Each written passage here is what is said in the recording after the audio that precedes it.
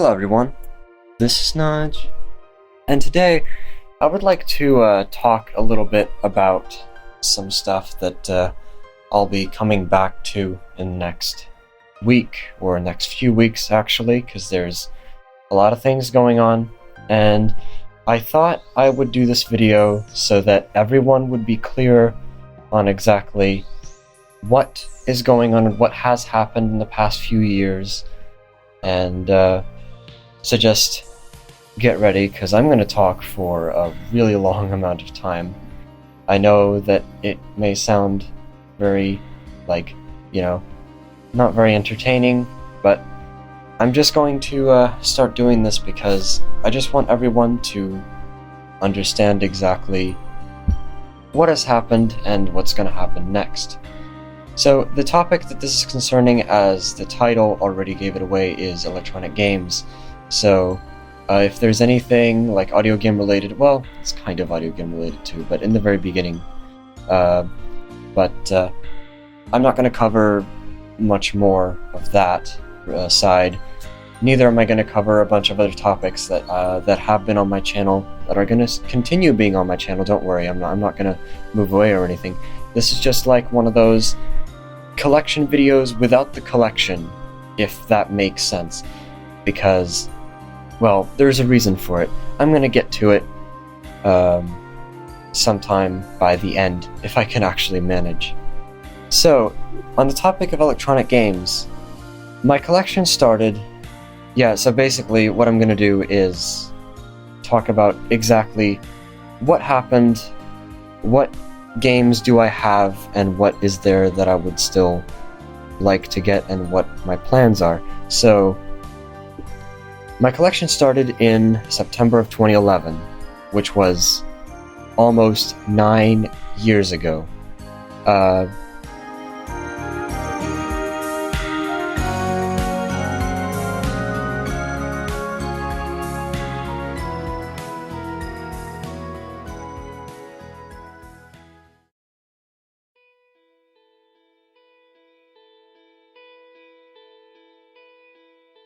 The whole thing started, actually, it started sometime in 2009, I think, when I first got to find out about this thing called Bokeh. You know, it commands, you obey. Anyway, the Bokeh that I got to play first was the audio game version, because back in the day, I didn't really know about most electronic devices. I just got to experience the world of audio games first. And so Bokeh, I think it was Bokeh Ultimate from Light Tech, was the first one that I played. And I was like, okay, this is interesting. And I kept wondering, what's this Hasbro company? What's this thing that they released? Why does it sound so similar to something I've heard before? And so what I did was I started looking at recordings of other blind people, and I found this thing. For one, I found the Bokeh download recording from Blind Coltech, which was amazing. I found another one a few years before of the Bokeh Blast, and that was contemporary. That was 2005, so it was the newest one at the time. And the one that caught my interest the most, the one that I found first, actually, was the Bokeh Extreme 2. What's weird is, if it weren't for those blind people that actually talked about the fact that these are accessible, I wouldn't have really thought about it that much. I mean, maybe I would have later, in later years, if I didn't notice now, maybe I would notice later. I'm not sure, but so Bokeh was the first kind of electronic... Oh yeah, I also saw the Say What, but I wasn't really interested in that because I couldn't understand it that much. But yeah, Bokeh was the first kind of game that I actually got to know as an electronic game franchise, if it were. So what happened was, sometime in September of 2011, I got this idea to where... I'm not sure exactly how it was, but I wanted my own Bokeh, or maybe I did want to give one of my relatives a Bokeh. I'm not sure how it all started, but what ended up happening was there was an Extreme 2, a pink one. Yay for pink. Listed on a Hungarian auction site, and we got it. I think my dad actually had to drive down there to pick it up. I don't remember the details exactly. What I do remember is when it arrived, it had the battery cover intact, and everything was in good shape. It worked fine, and I just got to use it. Like, even though it was my sister's birthday, which is September 20th, so it's coming up in about a month, I just got it immediately. I was thinking it was going to be some kind of like family thing, so that like everyone can use it, but really, I was the only one interested, so I got it for myself. I didn't really mean to, but that's how it ended up happening. So, I spent a lot of time from September all the way up till the beginning of 2012 messing with my Extreme 2. The first few minutes, I couldn't really, grasp the concept of how I'm supposed to hold it. I kept like changing my hands, trying to figure out how I'm supposed to hold it. I was really thrown off by the fact that the key commands from Bop It Ultimate would not match up with anything that I ever did, because the pull it, twist it, and the spin it, flick it sides were, well, it was a bit like in the wrong orientation. And I did like what it felt like in the hand, although I did think it was going to be a little bit more flat and a bit lighter than what it ended up being, but that's just like random details. And also, I remember the fact that when I first powered it on, it was a bit low on batteries. And I remember the first time that I heard my Extreme 2 go on low batteries, it was pretty cool. So, I think it took me about a week of constant play to finally beat the Extreme 2. And I remember this was around the time when I never actually cared about my surroundings. We were literally in the metro station, like, I think either on the train or like, I'm not sure where. I think it was on a, how do you call one of these things? Like an escalator, I think it's what it's called. The thing that goes upwards automatically? Yeah, that. We're on one of those, and that's the place where I beat the game with a score of 250. I was always more better at Beat Bop for some strange reason, to quote. I'm going to get to that later. But anyway, I beat it on Beat Bop first. I don't think I ever actually beat it on Vox Bop, to be honest. Maybe I did it once, but I don't really want to do it again because there's no point. Oh, and also, of course, the fact that I was constantly using headphones. I was really ignorant at the time, and I kept being ignorant for the past like 3 or 4 years, because the same thing happened a few months later. So, this next part was really cool, because what ended up happening was I took my Extreme 2 to school, and everyone was fascinated by it. Like, cool, it's an electronic game, we can actually play it, it's so cool. And basically, what ended up happening was the class that went alongside us, so we were, I was in second grade at the time, started school in second grade, 2011, yeah. September 2011. So I was second grade, and we were class 2B, and there was a class 2A. Class 2A had a few people that I liked to talk with, and they got to know the Bop It first. For whatever reason, my actual class wasn't really interested in it. I mean, some people were, but not as much as class 2A was. And so what ended up happening was, by, I think it was November or December, I saw at least 2, if not more, Extreme 2s in the school.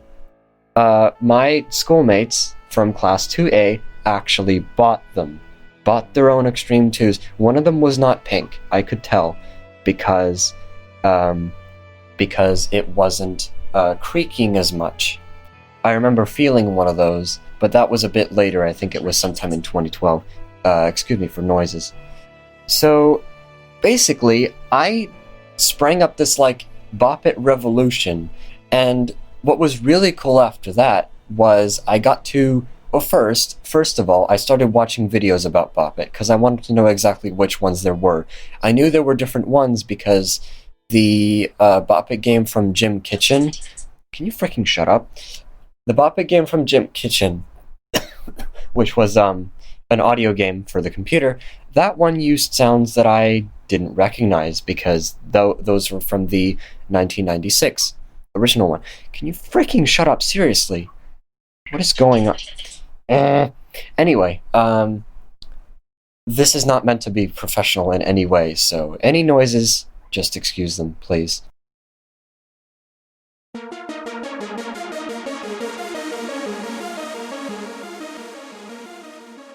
So, I knew that there were different versions of Bop It. I knew that there was an original one. I didn't know that there were 3 different versions of it, or 4 if you count the Bratz Bop It. I didn't know that existed. I knew there was a Bop It Extreme 1, and I knew that was Extreme 2, the Blast, and a Download, and then later the Shout and the XT. I knew what those were, mostly because of Sam Locke, of course, because Sam Locke was great at the time. And I got to know that there was the Bop It Shout, which had Bop It, Twist It, Pull It, and Shout It, with the 3 levels, and the XT, with the updated commands, the Spin It, the Flick It, the Shake It, and the Pro level. So I got to thinking, I think it was Trent's video, the one that was called Blind Guy Tries to Ace Bop It XT but doesn't quite succeed. That one? I remember watching that a few times, and then I was thinking to myself, you know, I would really want to get one of those because a Bop It XT sounded amazing.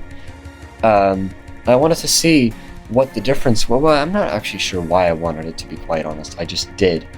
And also, I'm not sure when this was. I think it was right around the same time. I think it was like January 2012.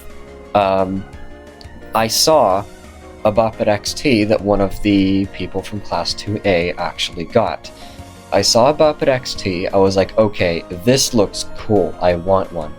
I didn't really understand how to twist it or pull it well enough because it felt different, so I only got a score of 2 and only felt it for about 20 seconds before I had to go. But that convinced me I wanted to get one of them. Also, at the same time, I felt the Bop It Shout. That felt really cool. I'm not sure why, looking back, because it's really just like, you know, a normal Bop It, but it was kind of cool for the time. And also, the 2 games that I felt from the same person that I don't actually own, that I kind of remember what they felt like, was the Bop It Original 1996 and the Brain Warp 2.0. Granted, I never got anything on the Brain Warp because I had absolutely no idea what the colors were. And yes, I did know about the Brain Warp and the Brain Shift. I didn't really understand what the Brain Bash was at the time. Okay, so back to the Bop It XT. I got that in March of 2012. So that was about 6 months after the Extreme 2. And looking back, I remember picking up the Extreme 2 about a month after I only messed with the XT, and it was heavy as hell. I used the headphone jacks of both of them quite extensively. As I said before, I was still quite ignorant of my surroundings, so there were times where I was walking home from school with someone, one of my family members, and I was just casually playing the Bop It on the bus or something, so it wasn't very good.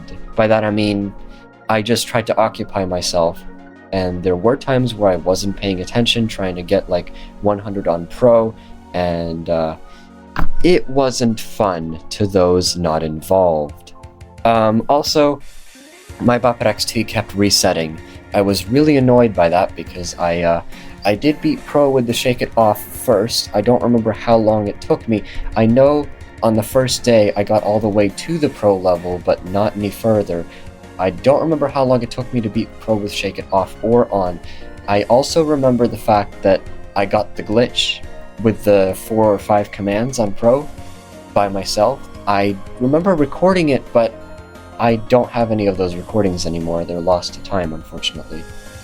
I also have a recording of me trying to imitate a Bop It Shout. Also, that's been lost, unfortunately. Back in those days, I was quite a Bop It, like, enthusiast, if you could call it that. I kind of liked it. It was a cool thing. Besides audio games, Bop It was this next thing that I really liked doing. It was fun. Oh yeah, that reminds me. I made up my first challenge. I think the Action Time Challenge was the first one that I ever made up. And I made that only a month after I got my Extreme 2. So it was quite early too. I didn't really only want to play it. I wanted to see... I wanted to do challenges very early on, even back then. I didn't really do the challenges on the XT or any of the other Bop Its until I joined YouTube, actually. I think it was only the Extreme 2 that I did the challenges with back then. It was weird.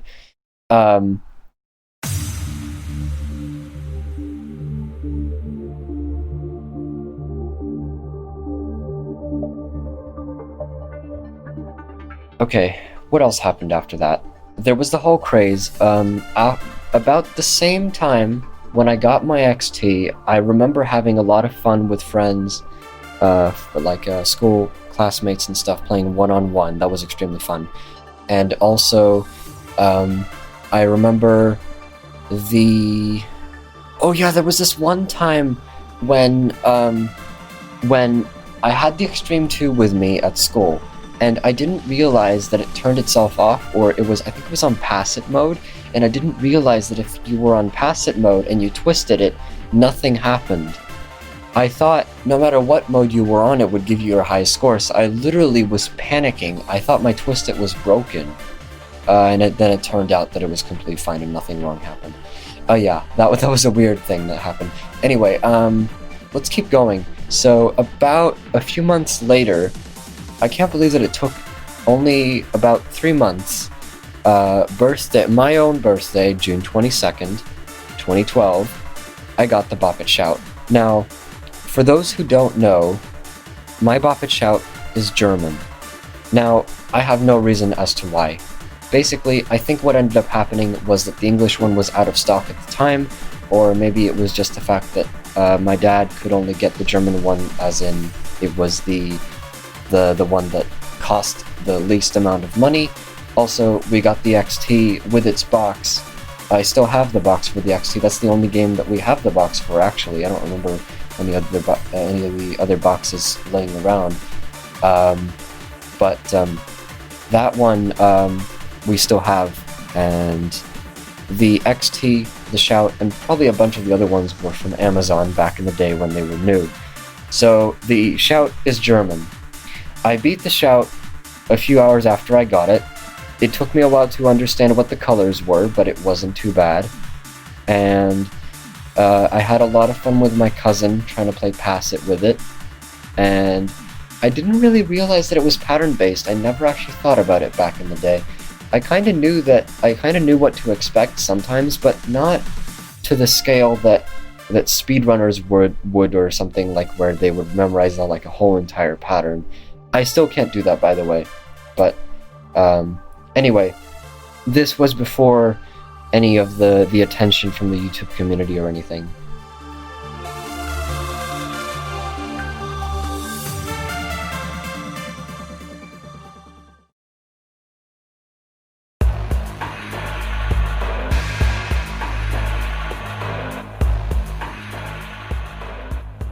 The next year, about 2 years actually, was spent just playing these three: the Extreme 2, the XT, and the Shout. I remember the first time the Shout died on low batteries. I actually do have a recording of that. It was kind of cool. I liked how the Pull It beat bop sound, the one that went, it was like really warbly and weird. And yeah, it was kind of cool. Oh yeah, there was this other recording that was unfortunately lost to time, where I remember talking about all the different beats and the way the beats were assembled and what exactly happens when you beat every single Bop It. It was kind of cool for the time. Of course, now I know exactly what the Bop Its do because I've heard more videos of them, and I have more extensive coverage of them thanks to all the generous people here in the community. But anyway, so my next 2 or so years were just me spending my time with audio games mostly, and I got my iPad a year later, so I spent a lot of time with iOS games as well. The Bop It app was one of them, I had a lot of fun with that. And yeah, electronic games were kind of just there. Until, well, okay, I saw the Smash, I saw the Tetris, I knew it existed, I didn't really care about it because it was visual. I got to know a few things about how the Simons worked. I didn't exactly know which ones they were at the time. And of course, I already knew about Brain Warp, Brain Shift, and kind of Brain Bash, but not as much. Not that many games. And also, I think it was around the same time when I got to know what the loops was too, and the new jam guitar, and a few other things. So, next was the Bokeh Beats. Now, the Bokeh Beats, again, Sam Locke, as customary. Sam Locke introduced us to it. I had a lot of fun watching the first few videos that came out for the Bokeh Beats. It was great. I wanted one immediately, so I did. I got one 2 years after the shout, so that was June 22nd, 2014. Around the same time, I got my phone, which was an iPhone 5S at the time, which was crazy because I didn't actually want to get the highest, like the flagship phone at the time. I could have been fine with a 4S or a 5, even a 5C, but never mind. I got the 5S, I was extremely happy with it. Unfortunately, that 5S, it decided to die only a year later because of the screen kind of not working, and also because of other like random damage, and it wouldn't ever power on again. Wasn't great. But basically, what I meant about the phone is the fact that I started recording my own YouTube videos. My YouTube channel started around the same time. Can you freaking shut up? Seriously. Let me quickly... Okay, so, the Bokeh Beats, it was great for the time. I had so much fun playing it. I didn't understand what some of the glitches were. I didn't understand why I could never unlock any of the later levels, why it would constantly keep saying rookie. But of course that's only because it's more of like a curiosity thing than anything. I had to spend some time working out how DJ worked. Of course I got to know the fact that the English ones cheat on the 6 commands. And I was one of the first people to discover that if you went to DJ Party and had to pass it on the last command, it would let you through. So I posted a video up on that, and I wouldn't say it went viral, but like, it kind of did something in the sense that people started taking notice, and I don't actually remember what those first few videos were like. I'm guessing they were pretty bad. The audio quality wasn't great, although it still isn't today, but it's still a tiny bit better than it was like back then. And I spent a bit more time trying to get my grammar to work better. And this was around the time when my voice was still changing. In 2013, my voice was so much different than when it was a year later. And of course, it's different now, because we're in 2020, 6 years later. So, the Bokeh Beats, I had a lot of fun, and around the same time, this was sometime in, I think it was November, I posted a video of customizing the Mtg Buffet, the one that was made from BGT, or with BGT. I customized that with some kind of mod to make it sound like a Bokeh Beats, and Daniel Ingraham took notice, so he started getting in contact with me. He didn't even have a computer, so he just wanted to see exactly what it was like. I couldn't really understand how people couldn't have a computer, because at the time, computers were second nature to me. But never mind, I got in contact anyway, and that's how it all started.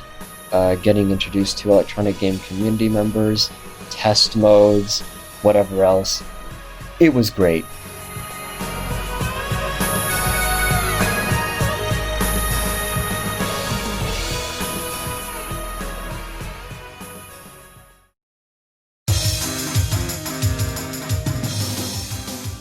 Around the time I started following Daniel's channel, I got to know exactly what other games there were that I was missing out on. I kept wondering, like, what is this game, what is that game? There's like so many games that Daniel had that I didn't understand what it was.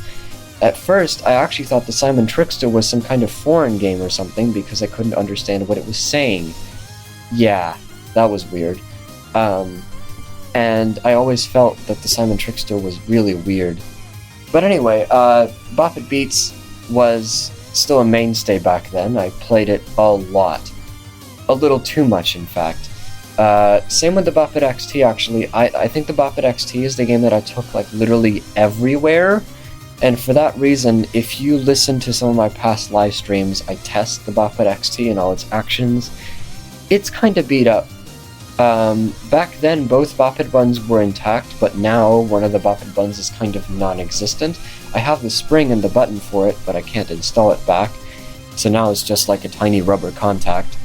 The twisted sometimes doesn't work, and it also can't twist backwards because it was fixed wrong. The pull it sometimes doesn't work, the spin it spins on by itself, and the flick it's the only one that's kind of working, as well as the shake it switch. And of course the shake it by itself is kind of almost broken, so you can still kind of try to shake it, but it won't always work, and it always hurts my hands every single time I try to shake it, so I usually keep it off if I ever try to, like, kill myself and try to play it again, which I can't even beat Novice by this point, that's how broken it is. But anyway, so the Bokeh Beats was another one of those games that I took to various different places, and I played with it a lot. I enjoyed the tracks, I enjoyed the music, I enjoyed the way how annoying DJ could be with the patterns. I once, for about a day, I think, I actually held the world record with 145 before someone took over, and I do remember getting 146 about a few weeks later, and that is literally the highest you can get on an English Bokeh Beats. 146, and the amount of points that you get really is depending on how many pass hits that you get by the end of the round, assuming that you can actually get to a pattern which is one in every, like, maybe 100 or 50, where you can actually finish the game on the right side. But anyway, so that was a thing. I think this was sometime in 2015, like April or May of 2015. Before then, I got the Simon Swipe.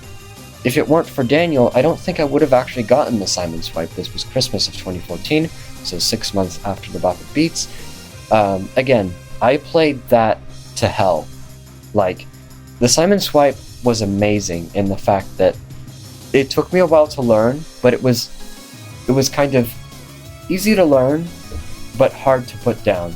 I played it a lot, and I gradually advanced through the ranks, kept going and going and going, until I hit this thing where I got 79 somehow. I'm not sure how I did. I think this was sometime in the middle or maybe late 2015. I got 79, then I couldn't go any further. So starting from 0, I got very close to level 16 and couldn't make it. I beat level 16 quite a few times by then, and I already had the scores of 28 on Classic, 23 on Extreme, which was crazy, and I don't think anyone's actually beaten those yet, although apparently, I don't know how this is possible, but apparently Simon's, like the Simon Swipe, on Classic go all the way up till 100. I can't believe that, because it's just really hard to believe, but anyway, Simon is now something that I owned.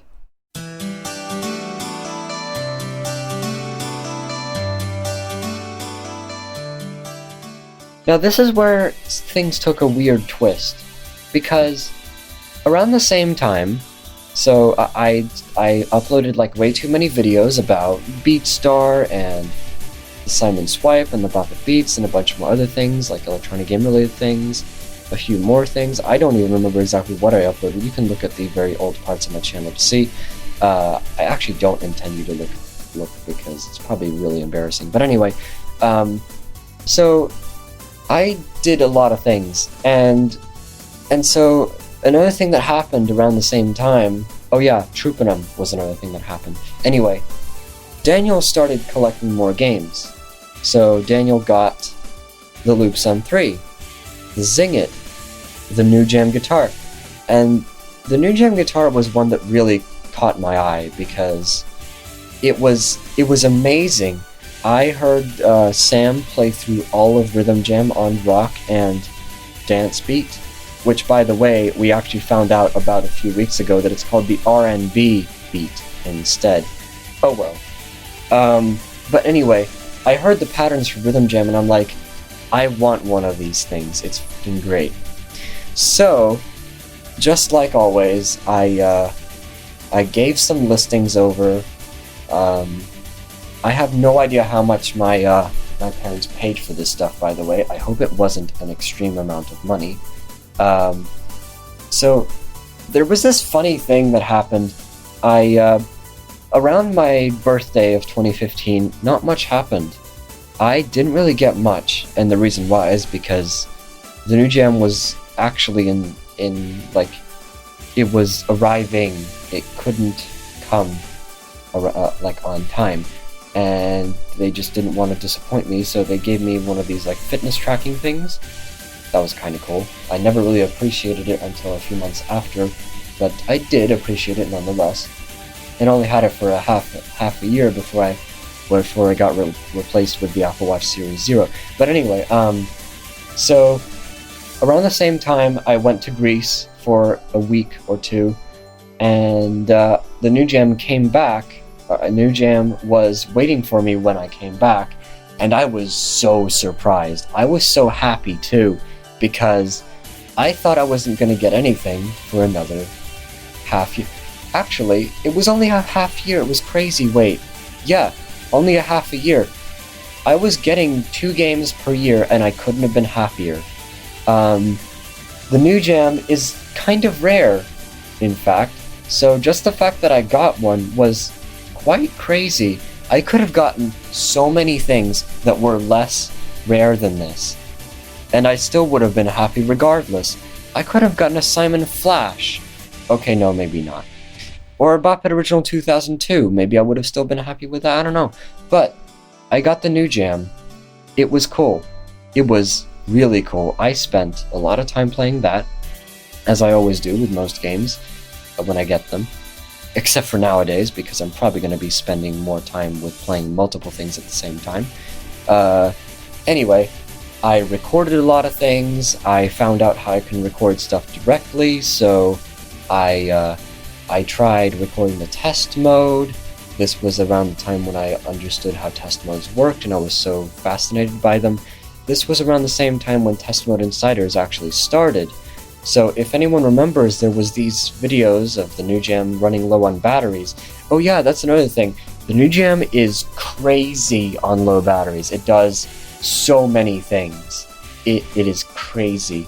But basically, the New Jam was great. I played it a lot. I beat every single mode I could possibly beat. I actually think some of my family members liked it too. I'm not sure what their stance on me getting more electronic games is. I'm beginning to think that it's kind of like, you're just wasting your time and you're wasting space in our house and stuff like that, but I'm gonna keep doing it, as you'll see in a few minutes when I get to that point. Anyway, let's keep going.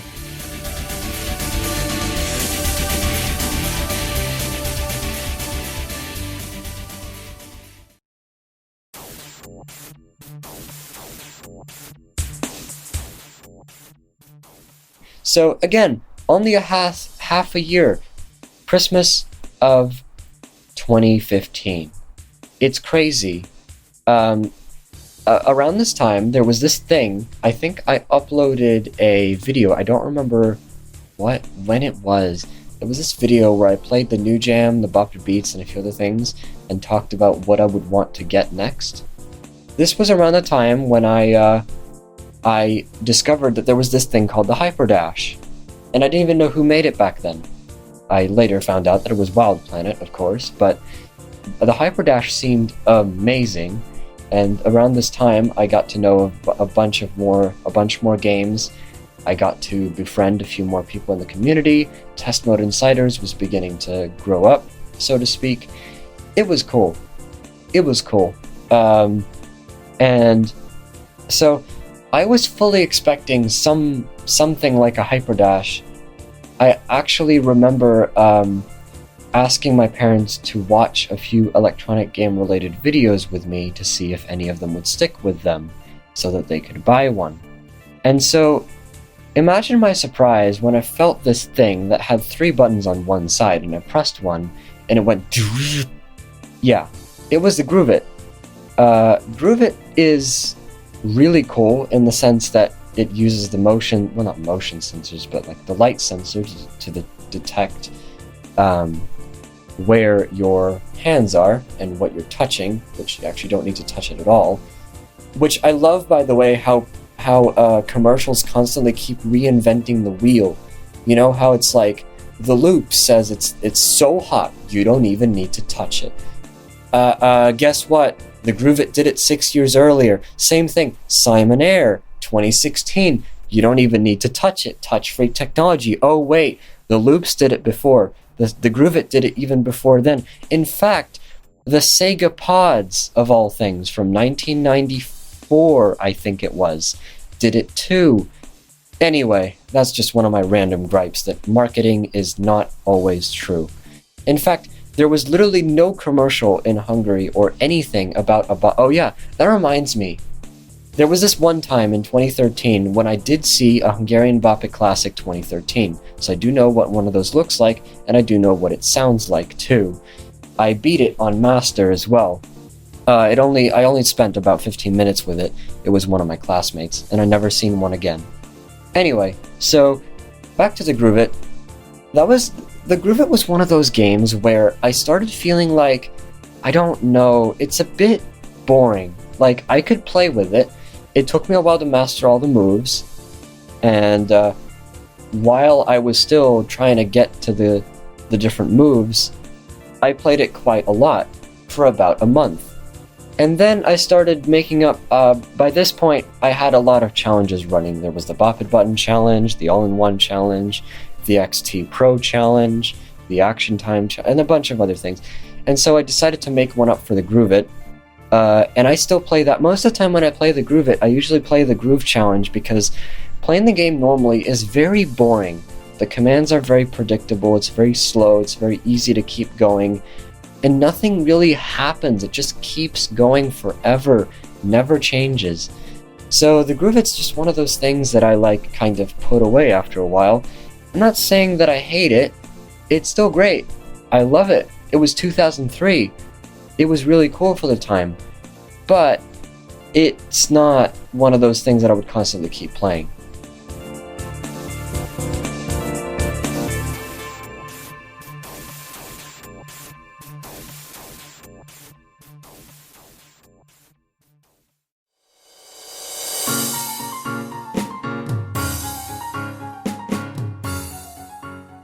So, around the same time... Wait, no, well, actually, stuff started to happen. The whole live event with the Bop It Refresh and the Simon Air, that was kind of cool. Although, well, for anyone who remembers, it was a little bit of a fiasco where Sam already figured out the test mode for them and just decided to play it randomly on the call, and it was, like, really weird.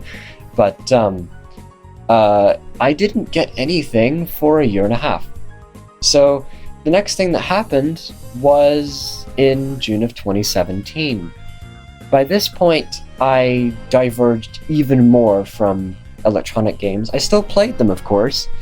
I had a lot of fun directing Test Mode Insiders. I don't remember if I was the admin back then or not.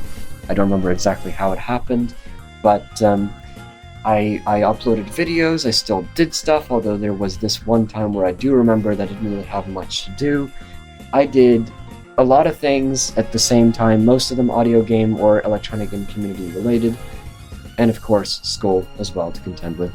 And so after 2017, Rhythm Heaven started joining the fray. Rhythm Heaven was one of those things that I started becoming extremely interested in, and I still am to this day.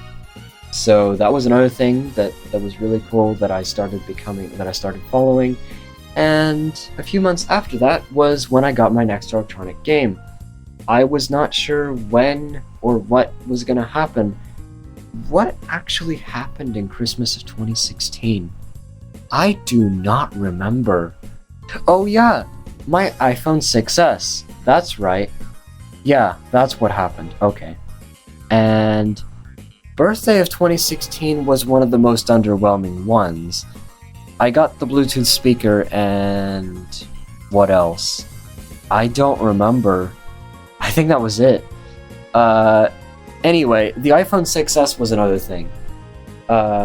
Also, I was kind of focusing on Pokemon and as I said, Rhythm Heaven afterwards. So there was a lot of things that I was interested in at the same time.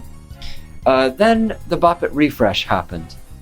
I remember distinctly the fact that I could spot twist it from within the package when it was still in the package, because the twisted is such a weird shape, and you could twist it and it would start clicking like crazy.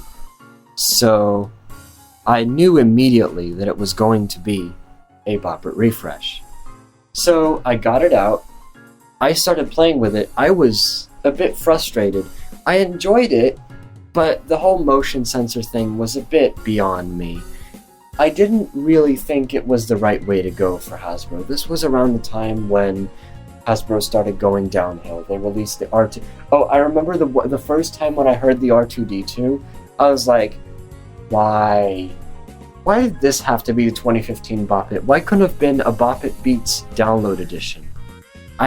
And I got told that I was not the only one that was thinking about that. I knew the Simon Air. I knew that was really cool, and what's weird was, first with the Bokeh Beats refresh, I played that for a bit. I took it to a few different places. I got to experience the batteries are running, and I used the test mode quite a lot just to see. Dropbox.com. Hey there, Discord. I used the test mode a lot of times just to remember how to do the different moves. Anyway, so I kinda still like the refresh. I take it out from time to time just to see how good I am at with it, but I don't know. It's not the best Bokeh Beats that was ever made. I don't actually know which would be that one, because I like a lot of them. I like a lot of the older ones. The Extreme and the Extreme 2 are prime examples. Anyway.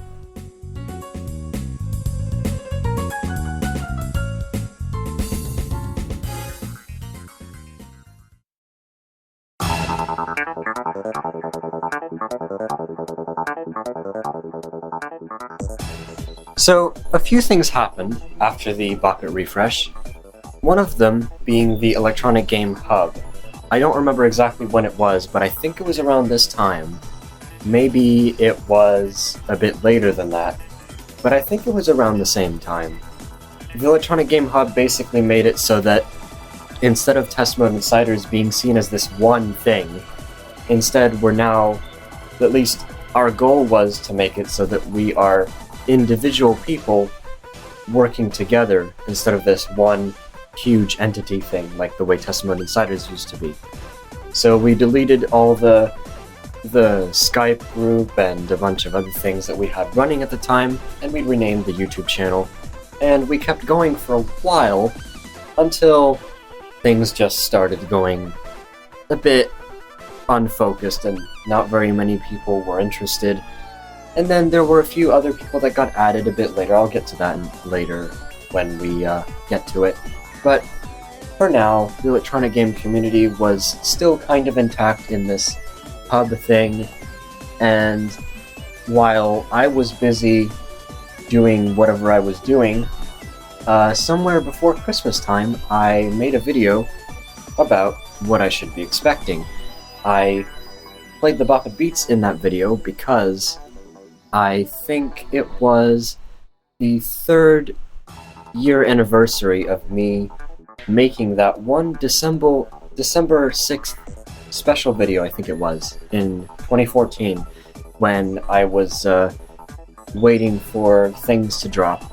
And this was about the same thing, except I talked a bunch more about random subjects having to do with electronic games. I played the Bokeh Beats, I played a few other games while I think I played the Bokeh Refresh as well. And I knew I had information from my dad about the fact that he was looking for games that he wanted to get me, and the one that he settled on for this year after the refresh was the Simon Air, which again, I was really happy with because I wanted one of those, because the Simon Air is like the next step after the Simon Swipe. Again, you don't need to touch it, for one, although that's more than a hindrance than anything. And for two, it has multi-touch where you have to hit multiple things in the same command, and it still has swipes, although not as complicated as the Simon Swipe. So, I really felt like if I got a Simon Air, I'd be extremely happy, and that I was. Again, Christmas of 2017. I got the Simon Air quite late. I didn't really get to a high level until a few days later, but I beat the game eventually. I don't actually have that on camera, but I know I did it once. I beat the last level. Of course, the Simon Air and the optics are not able to start from whatever level you want. You actually have to keep going from the level you are on, and if you can't get past that, you're just gonna have to reset back to level 1 and try again. Unfortunately, that's just the way the Simon Air and the Simon Optics works. So, I played that quite extensively. I tried to get better high scores. My high score in Classic was 22. I was a bit annoyed about the fact that the Classic mode is pattern-based, and you can tell, like, in theory, I could actually tell you what the pattern was up to a certain point. I don't remember everything, but I remember at least the first 16 commands of one of the patterns. Anyway, so the Simon Air was really cool. It was a worthy contender in my electronic game collection, and I played with it quite a lot. I didn't really mention it that much while I had it, because it was only a few months. Unfortunately, this is the one game that I can surely say is Raoul Broben, because it just decided to die. Sometime in April of 2018, the speaker started distorting, then a few days later it just stopped responding completely. The lights still work, so the game is playable, but it's only silent, which isn't great for me because I have no idea what it's doing. So, the Simon Air is considered broken, unfortunately. That is the one game that I have that is completely unplayable. The Bokeh XT I can still try to play. The Bokeh Beats, I haven't mentioned this, but the Bokeh button on the Bokeh Beats has started acting up as well in the last few years, and unfortunately that has died too, meaning that it takes me about 25 presses of the Bokeh button before it finally turns on, and another 25 presses of the Bokeh button for the game to start, and by the time I do that, I can't actually respond to any Bokeh command, or sometimes I press it too hard and it bops itself twice. And in the Bokeh Beats, that actually counts as a fail if you do things twice. So, it's basically unplayable, unfortunately. But it turns on still, so it still has a bit of hope, contrary to the Simon Air, where the speaker is completely boosted and it just doesn't work at all. There was one time when the green light instead of the speaker was the one that was faulty. In fact, that would have actually been worse. But somehow it was kind of like now both of them. I think the green light got fixed, but the speaker's broken. It's a bit confusing. But anyway, the Simon Air is broken, basically.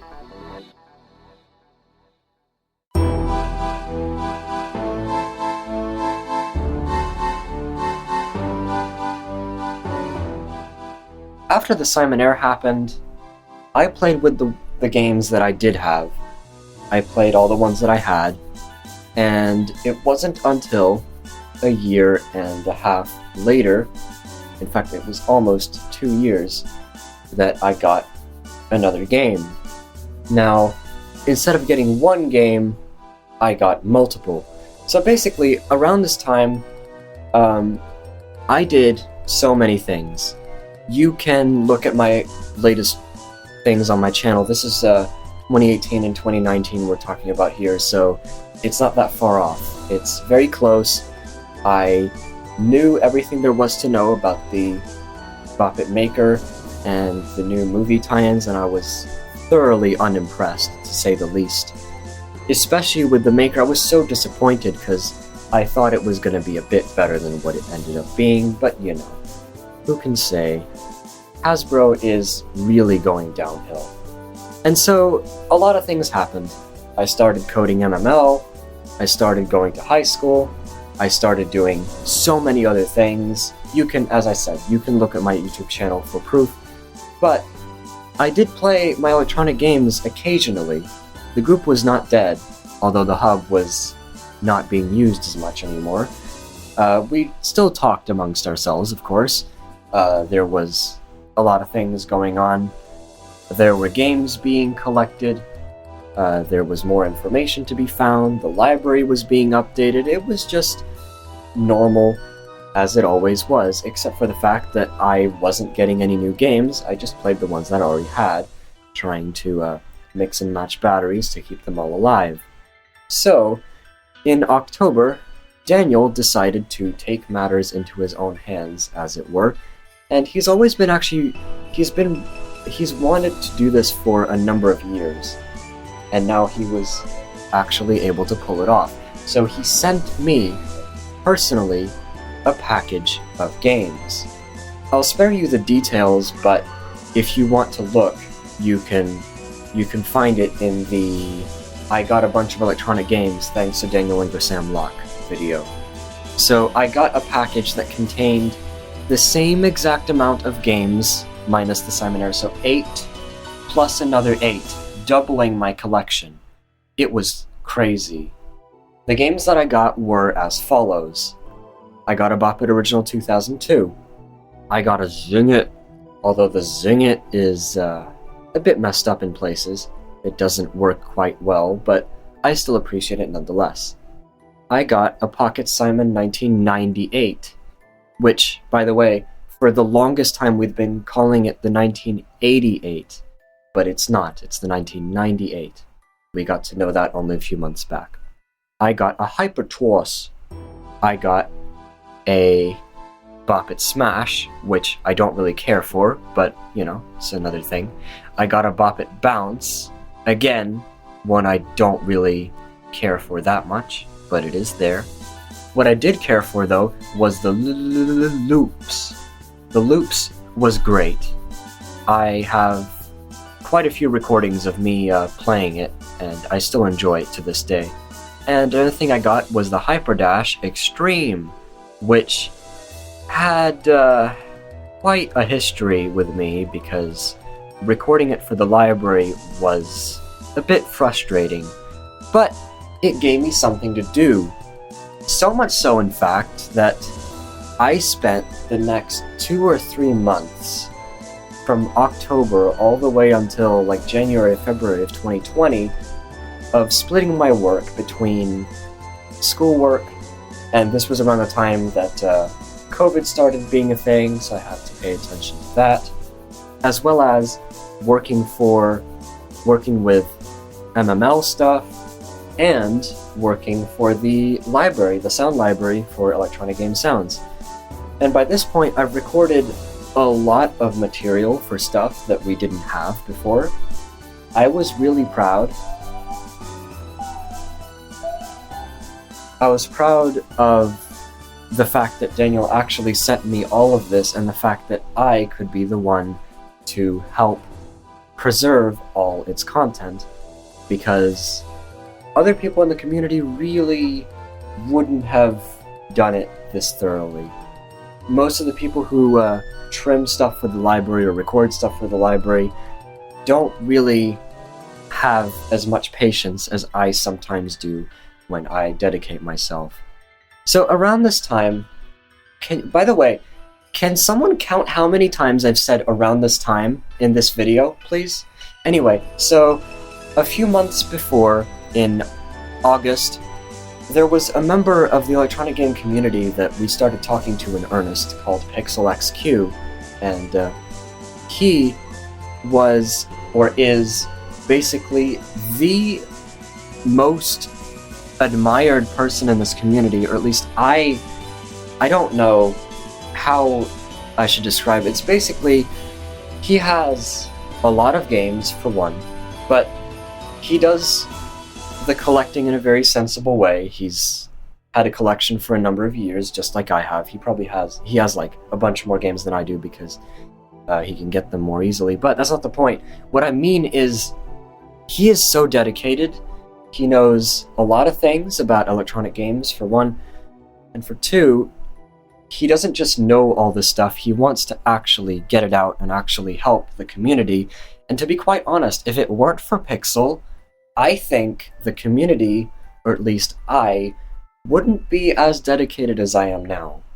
Pixel basically brought us together. Me, Daniel, Pixel, and a few other people, now including Acer BT, and August, also known as Bokeh Freak, and a few other people. Basically, we've been together for a number of months, mostly because of how well Pixel just kept us together. There always was this disconnect between people who thought we were crazy and, well, us, as in the people who actually enjoyed these electronic games, and I'm just lucky to have gotten to know Pixel when I did. And of course, this also means Pixel wanted to start editing audio, so I was literally the one who helped him set up his old computer, because he just didn't know much about how to control a computer at the time. He did most of the things with iMovie, and I hope that we would never ever want to come back to those times again.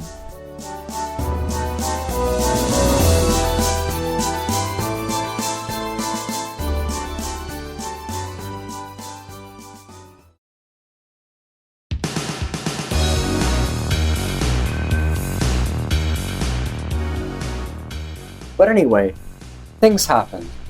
The end of 2019 and the beginning of 2020 was spent with all these new games and finding out all their quirks and everything. And after that, it was only a few months. We are getting very close to the present. June of 2020, June 22nd, as always, was my birthday, and I did ask for a few things. I didn't think I would get 2 games. Before then, about a month before actually, I set up an eBay account just so I could monitor the prices of any games that I would want to come across, and I would potentially try to buy. Most of them from the UK, of course, because the US takes longer and it takes more money to ship. So I started tracking prices for certain games, and 2 games that were definitely on the top of my list were the Simon Micro and the Simon Optics. I liked both of them, and I knew that the Simon Optics was regarded as being very wonky and awkward and just annoying sometimes, but I wanted a chance. I wanted to try it out for myself, to see exactly how unbearable it was. So, I asked my dad, and what ended up happening was I actually got both, somehow. I couldn't believe it. I thought when I got my Simon Micro that was the end of it, and I was happy already. When I got the Simon Optics a few minutes later, I was overjoyed. I couldn't have been happier. Just the fact that I'm getting more of these things, and the fact that they are some of my favorite games, and also the fact that they are Simons, meaning that it's not a replacement for my Simon Air, but at least it's another Simon, or another 2 Simons, that is. And Simon Micro and Simon Optics are the closing games for now, as of this video, in my collection. And if you add all this up, it adds up to 18 games. Now, this may not sound like a lot, and I know I talked a lot about each one, and by the way, I did play the Simon Micro quite extensively. I usually take it with me because it's so portable, and I actually have an excuse to play it. I don't play it while I'm traveling now because I've grown up and I know how annoying it is for people to do that while they're traveling, but while I'm somewhere and I'm waiting to do something, sometimes I pull it out. And it's challenging, to say the least. My highest is 84 out of 100. And by the way, the highest that I've gotten in the Simon Air, I'm not sure if I've actually talked about this, but it's somewhere above 50. I don't remember how much it was.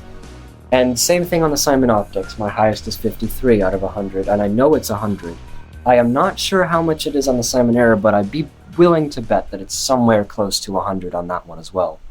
I completely neglected to mention, before this happened, only a few days before, I was streaming a series on YouTube of trying to beat the Simon Swipe, finally getting back to it after a few years, because there was this one time when I played it randomly in 2017 and I got a score of 80. And I was like, if I could get 80, why not get 90? So I did just that.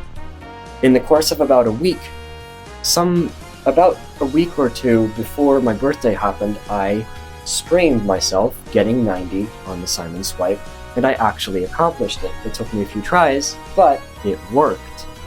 So I am one of the people on YouTube that I know of that actually started and finished a whole playthrough of the Simon Swipe without failing once.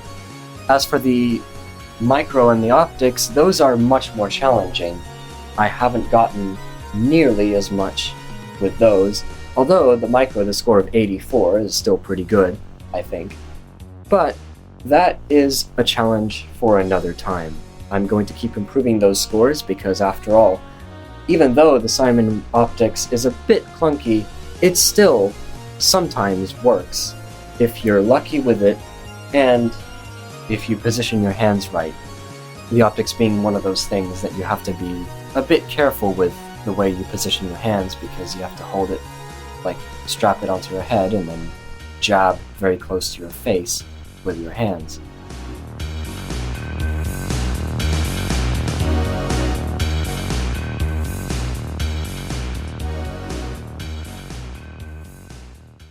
So now comes the part that you've all been waiting for, which I have no idea if anyone's gotten to this point, and if you have, congratulations. Seriously, I don't know who would actually be interested in me rambling so much about this stuff, but if you have gotten to this point, just wow. Thank you so much. But anyway, so what I'm trying to get at is the fact that it doesn't stop here. Not at all.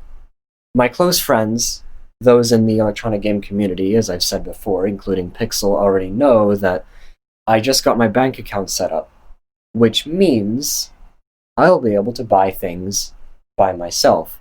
Well, not completely, of course, because I still need to pay attention to the photos of the listings that I'm buying and things like that, but I have the control over what I would like to get next.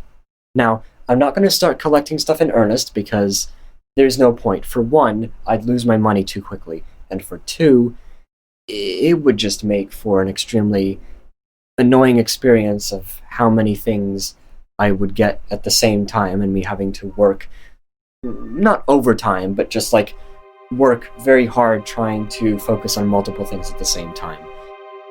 So my schedule is to get something every few months. So even getting 2 or 3 games a year would be enough for me. I'm not sure how much I'll actually get, but what I do know is, aside from the 2 that I already have, Pixel's package is on its way. Pixel actually sent me a package of his own because he wants my collection to grow even more, and I am going to be super excited to unpack that. And can you believe, after uploading this video, it may be arriving anytime soon now. I'm not sure when it's going to happen, but it's coinciding with when the school year starts this year. So, I'm hoping that whoever is ready and whoever is interested in electronic games can come and join me in the adventures, so to speak, with all the games that I will be getting in the future, including, in the short term, the ones that Pixel's sending me, and in the long term, any of the ones that I'll be considering to buy for myself. Most of them being games from the 90s or 2000s, because I don't really like most of the modern ones. So, as I said before, if you've gotten to this point, and you've watched this far, thank you again. I really appreciate it. And I really hope that even though my channel is always a mess and is constantly switching between different types of content, I hope that whoever is waiting for electronic game-based content will actually have some fun watching in the next few weeks, because I'm going to be focusing mostly on this. I have no particular plans to abandon any of my other projects, including the iPad old 32-bit games series. I am not giving up on that. I'm continuing that at some point. It's just, whatever comes first, I want to start doing electronic games things now, and then continue with all the other projects that I'm doing later. So I hope you can understand, and I really hope that you've had some enjoyment in listening to me ramble on about what happened and what didn't happen. And also, if you have any funny stories or anything you would like to mention, anything that you remember from when you were collecting or when something happened, feel free to let me know, because I'm always interested in everyone else's opinions and stories on what happened with them. And if there's anything that you remembered or referenced because of something that was in this retrospective, as it were, something that you remembered because I talked about it briefly, do let me know, because I am interested to hear your thoughts. So again, I'll be focusing a bit more on electronic games for a while in the next few weeks, and I hope you've enjoyed. Stay tuned, get ready, and thanks for watching.